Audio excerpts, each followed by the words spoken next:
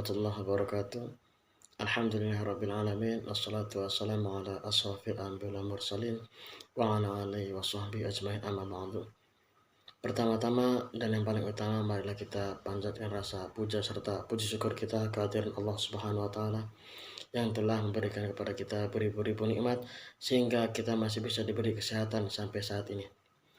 Salawat serta salam mari kita curahkan kepada Nabi Agung kita, Nabi Muhammad Sallallahu Alaihi Wasallam, Allahumma sholli alaihi, yang telah membawa dari zaman kegelapan sehingga ke zaman terang menerang, zaman Islamiyah seperti saat ini.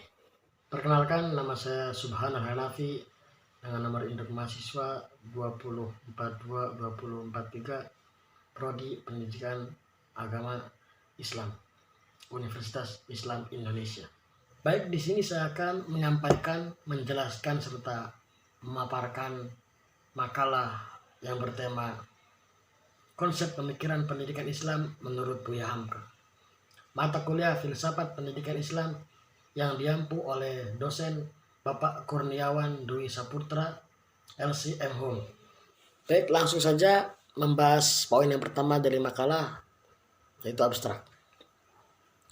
Buya Hamka adalah seorang tokoh yang mempunyai pemikiran yang cukup banyak, yaitu dalam mempengaruhi masyarakat Indonesia.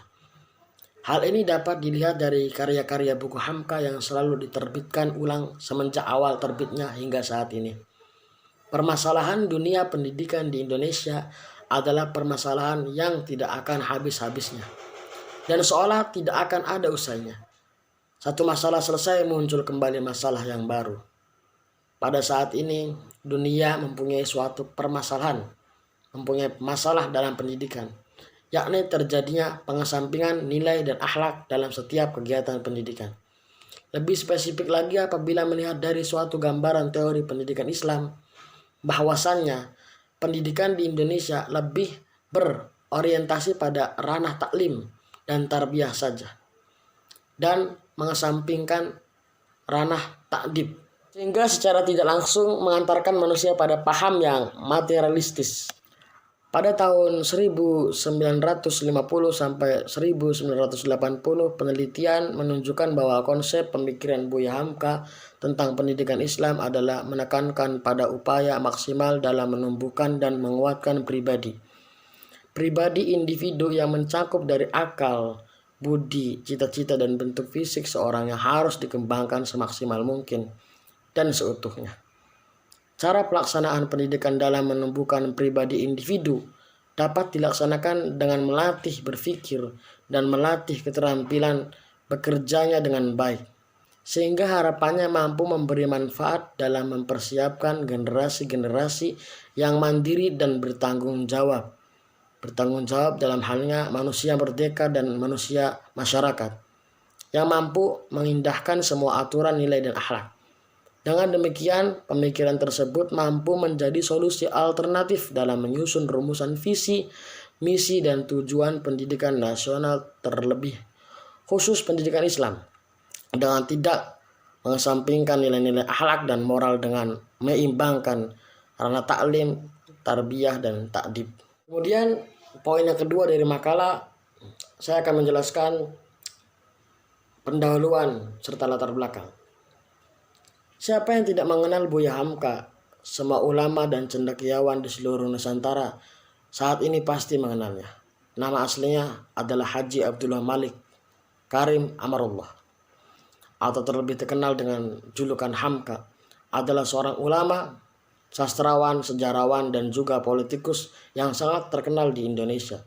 Buya Hamka juga seorang pembelajar yang otodidak dalam bidang ilmu pengetahuan seperti filsafat, sastra, sejarah, sosiologi, dan politik, baik Islam maupun Barat. Hamka pernah ditunjuk sebagai Menteri Agama dan juga aktif dalam perpolitikan di Indonesia. Buya Hamka merupakan seorang tokoh yang mempunyai banyak peminat dan pembaca karya-karyanya di Nusantara. Buku-bukunya selalu hampir terjual habis hingga mengalami beberapa kali cetak ulang. Karya-karyanya tidak hanya diminati di Indonesia saja, namun juga di Malaysia, Singapura, Brunei Darussalam, dan Thailand Selatan, hingga menjadi salah satu buku rujukan dalam bidang ilmu-ilmu agama dan ilmu-ilmu sosial, serta rumpun ilmu-ilmu lainnya. Demikian melihat dari beberapa hal di atas bahwasanya Buya Hamka adalah karya-karyanya sangat berpengaruh besar dalam pemikiran ataupun praktik kehidupan masyarakat secara umum dan masyarakat Islam pada khususnya. Baik, saya akan menjelaskan poin yang ketiga, yaitu pembahasan biografi singkat Buya Hamka. Haji Abdullah Malik Karim Amarullah yang bisa dikenal dengan Hamka dilahirkan di daerah Sungai Batang, Maninjau, Sumatera Barat pada hari Ahad tanggal 17 Februari 1908 Masehi atau bertepatan dengan 13 Muharram 1326 Hijriah. Dari kalangan famili yang taat beragama, ayahnya adalah Haji Abdul Karim Amarullah atau sering disebut Haji Rasul. Haji Rasul adalah seorang ulama yang pernah mengayam pendidikan agama di Mekah, pelopor kebangkitan kaum muda dan tokoh Muhammadiyah di Minangkabau. Dari genealogis ini dapat diketahui bahwa ia berasal dari keturunan yang taat beragama dan memiliki hubungan dengan generasi pembaru Islam di Minangkabau pada akhir abad 18 dan awal abad 19. Ia lahir dalam struktur masyarakat Minangkabau yang menganut sistem adat keibuan. Beberapa pandangan Buya Hamka terkait pendidikan adalah bahwa pendidikan sekolah tak semestinya terlepas dari pendidikan di rumah. Karena menurut Buya Hamka, alur hubungan antara sekolah dan rumah, yaitu antara orang tua dan guru, harus ada concern. Untuk mendukung hal ini, Buya Hamka menjadikan Masjid Al-Azhar sebagai tempat bersilaturahmi antara guru dan orang tua untuk membicarakan perkembangan peserta didik dengan adanya sholat jamaah di masjid. Maka antara guru, orang tua, dan murid bisa berkomunikasi secara langsung. Kalaulah rumahnya berjauhan, akan bertemu pada hari Jumat. Begitu tutur Hamka. Selanjutnya saya akan membahas poin yang keempat, yaitu pendidikan Islam menurut Buya Hamka. Sebelum melanjutkan pada pembahasan Islam menurut Buya Hamka, sebaiknya kita memahami terlebih dahulu tentang hakikat pendidikan Islam secara umum. Pendidikan secara umum merupakan seperangkat alat yang saling bekerjasama dalam sebuah sistem yang telah direncanakan dengan sengaja guna mencapai tujuan pendidikan yang telah ditentukan serta direncanakan. Alat-alat yang disebutkan sebelumnya awam kita kenal sebagai bagian-bagian pendidikan yang di dalamnya saling bekerjasama antara kurikulum, pendidik, materi pembelajaran, sarana prasarana pendidikan, materi pembelajaran, yang tujuannya akhirnya pada pembentukan peserta didik sesuai dengan tujuan. Pendidik yang telah ditentukan, pendidikan Islam sejalan dengan pengertian pendidikan ini, yaitu seperangkat alat yang saling bekerjasama dalam sebuah sistem guna mencapai tujuan pendidikan yang telah disepakati, yaitu tujuan pendidikan Islam.